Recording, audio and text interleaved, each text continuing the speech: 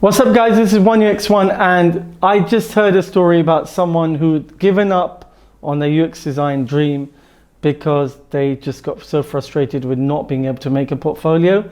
And that's happened a few times before as well, where people are really eager to learn UX design, they really want to get into the job, and then when it comes to the portfolio, because it is quite a detailed piece of work and it can be quite stressful, they just give up on it. And my advice, if you really want this and you want the enjoyment of the job, the pay, the benefits that come with this job, then why would you give up just because of the portfolio? The way to do the portfolio is to break it down. You're going to have 3 case studies.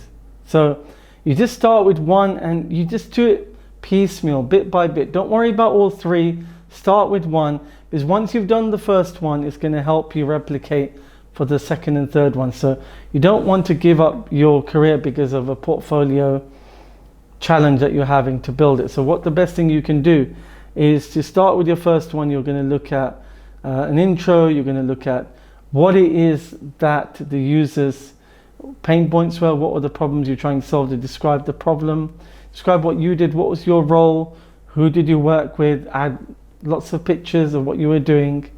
Now, even if it's a voluntary job or internship, you can still do that. And then start to show some of the user research you did, add pictures, add images of that so they can see that. And then you need to add in all like screenshots of the research that you did, the work that you did, and the wireframes that you started to sketch, ideate, and show those solutions that you offered. Then how did you work with the teams that you were working with? How did you share those insights from the user research, your wireframes with developers so they can build the product, they can code it, they can program it? You need to show all of that work. And then what did they do with it? What did they build? What was the MVP, minimum viable product? Show an image of that. Then show that you tested it with users, with usability testing.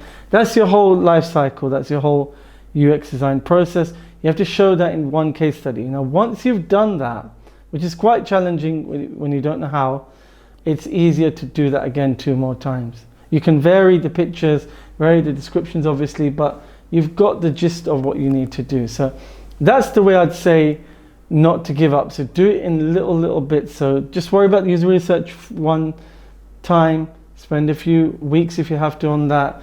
Then a few weeks on the wireframing, as you're obviously learning wireframing as well. Then spend a few weeks on the next bit, which is how did you work on a minimum viable product, and discussions of the meetings. If it's remote, just show pictures of remote working, take pictures of that, and just show how you discussed that design, how it was built. Now, if you're a volunteer and you haven't got that much experience, then do the bits that you have done. So if you don't have everything, show whatever you can. Don't worry about it being perfect. There's such a shortage of UX designers that you can still get hired. If you've got great personality, they can still hire you on a junior level. So don't worry too much about that. The main thing is that you're driven, you understand the job, and you're willing to learn on the job, and that's what you really need. So when it comes to portfolios, you can use a step-by-step guide. I've got one down below, so download my UX portfolio guide. That will help you to build your UX design portfolio. And if you have any questions along the way on your portfolio, then drop me a question in the comments below. Subscribe and like so I can really help you. I also have lots of other videos on UX design careers and how to go through the UX design process. So please watch those videos. Now, the last thing about UX portfolios is the design aspect. I would say use Canva because they have great tools, really easy to design with.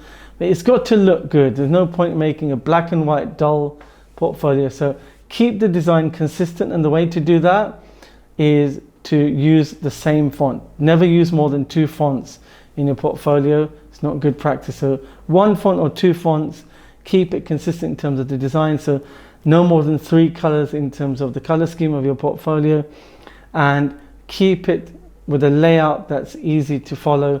So break it down into sections so you can group things together so it's not too busy.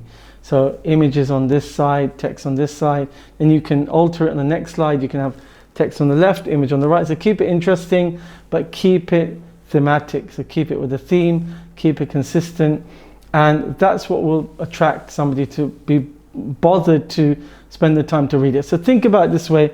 Once you've done a draft, show it to your friends and colleagues and say, right, would you read this? Did you understand what I did? Did you understand the job that I did? Did you understand that I met my goals or not? Ask them these questions and they'll be able to advise you on whether your portfolio is good or not, what needs to improve, what needs to change. And that's what's going to really help you. So the more you can do that, the better it will become. And that's how to get your portfolio done so you don't break the dream of becoming a UX designer. And don't forget to ask for my help, so message me below and I'll see you again on the next one. This is 1UX1. Thank you guys.